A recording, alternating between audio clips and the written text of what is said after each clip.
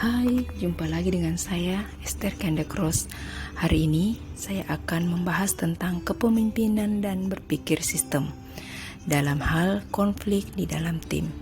Yuk, kita simak bersama.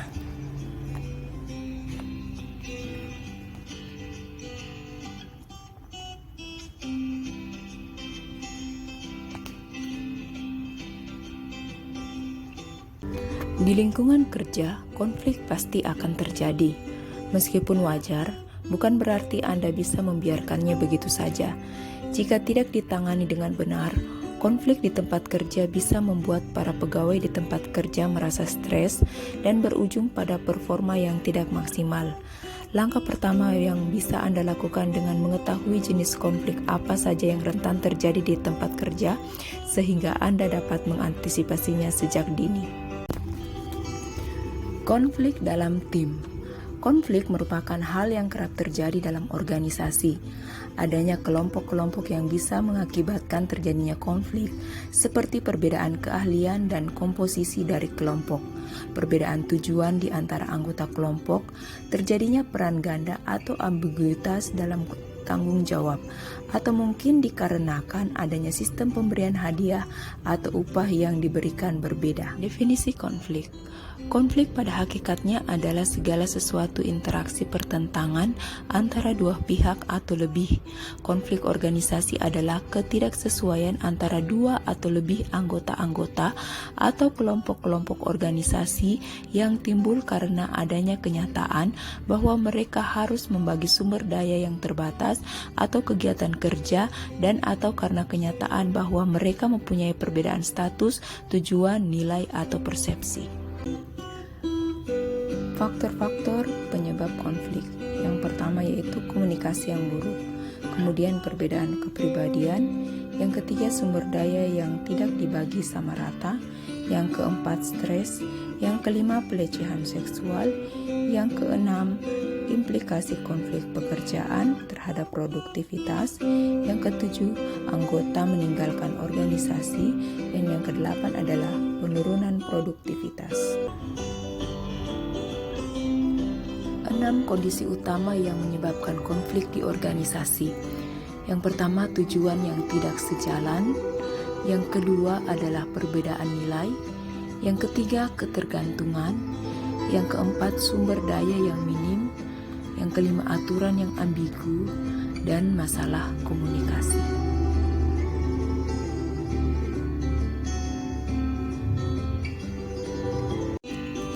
Tingkatan konflik.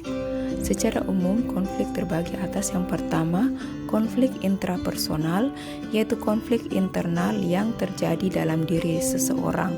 Yang kedua, konflik interpersonal, yaitu konflik yang terjadi antar individu. Konflik yang terjadi ketika adanya perbedaan tentang isu tertentu, sehingga tindakan dan tujuan dari hasil bersama akan sangat menentukan. Yang ketiga adalah konflik intragrup, yaitu konflik antar anggota dalam satu kelompok. Setiap kelompok dapat mengalami konflik substansif dan efektif. Yang keempat adalah konflik intergrup, yaitu konflik yang terjadi antar kelompok. Konflik intergrup terjadi karena adanya saling ketergantungan, perbedaan tujuan, perbedaan persepsi, serta meningkatnya tuntutan akan keahlian yang dimiliki oleh masing-masing anggota kelompok.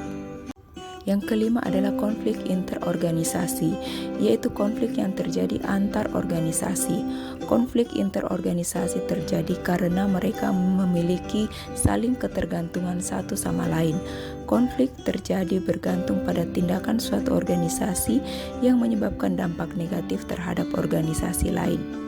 Yang keenam adalah konflik intraorganisasi, yaitu konflik yang terjadi antar bagian dalam satu organisasi.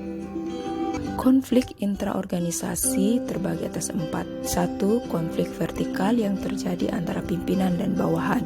Yang kedua, konflik horizontal yang terjadi antara karyawan atau departemen yang memiliki hierarki yang sama dalam organisasi. Yang ketiga, konflik lini staf yang terjadi antara perbedaan persepsi dengan keterlibatan staf dalam pengambilan keputusan. Dan yang keempat adalah konflik peran yang terjadi karena seorang memiliki lebih dari satu peran di dalam organisasi. Upaya pengendalian konflik. Penanganan konflik tidak akan lepas dari peran pimpinannya.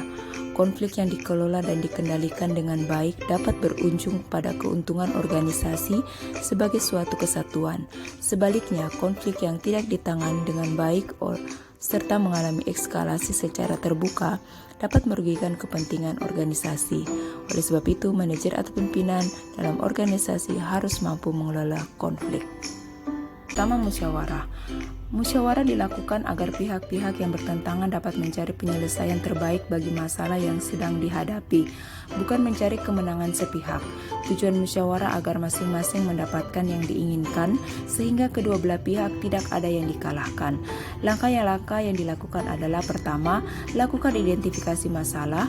Yang kedua, pertemukan kedua belah pihak dalam forum dialog yang dipandu oleh pimpinan. Yang ketiga, pimpinan memantau realisasi hasil musyawarah. Yang kedua, campur tangan pihak ketiga. Campur tangan pihak ketiga diperlukan apabila pihak-pihak yang bertentangan tidak ingin berunding atau telah mencapai jalan buntu. Yene dan Kirk mengatakan bahwa untuk mencegah pertikaian antara anggota yang menyebabkan stagnasi meta-organisasi, maka diperlukan arsitektur organisasi yang menyelesaikan perselisihan internal melalui penegakan eksternal.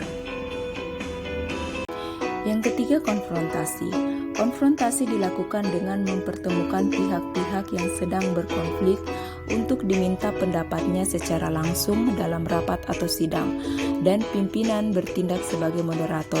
Cara seperti ini dapat dijadikan suatu penyelesaian konflik secara rasional, dan salah satu harus menerima pendapat dan pendirian pihak lain yang didasari oleh alasan yang lebih rasional dan benar. Yang keempat adalah tawar-menawar atau bargaining. Tawar-menawar adalah pengendalian konflik melalui proses pertukaran persetujuan dengan maksud mencapai keuntungan kedua pihak yang sedang berkonflik. Dalam proses tawar-menawar, intinya adalah tidak mengharuskan pihak-pihak yang berkonflik untuk menyerahkan sesuatu yang dianggap penting bagi kelompoknya. Yang kelima adalah kompromi. Pendekatan kompromi dilakukan untuk mengatasi konflik dengan cara pencarian jalan tengah yang dapat diterima oleh pihak-pihak yang bertentangan. Sikap yang diperlukan agar dapat melaksanakan kompromi adalah salah satu pihak bersedia merasakan dan mengerti keadaan pihak lain. Kedua pihak tidak ada yang menang atau kalah, masing-masing memberi kelonggaran atau konsesi. Menurut Taikore menjelaskan solusi pemecahan dari konflik dalam organisasi adalah sebagai berikut. Yang pertama, mediasi. Mediasi adalah bentuk resolusi konflik yang paling umum, melibatkan orang yang mandiri dan tidak memihak, yang membantu dua individu atau kelompok mencapai solusi yang dapat diterima semua orang. Yang kedua adalah konsiliasi dan konsultasi. Yang ketiga adalah meningkatkan sumber daya. Nah, itulah tadi pembahasan tentang konflik di dalam tim. Kesimpulan yang dapat kita ambil bahwa kehadiran konflik dalam suatu organisasi tidak dapat dihindarkan, tetapi dapat diminimalisir. Konflik dalam organisasi dapat terjadi antara individu dan individu, baik individu pimpinan maupun individu anggota organisasi, konflik individu dengan kelompok, atau konflik antara kelompok tertentu dengan kelompok lain. Demikian pembahasan tentang konflik di dalam tim.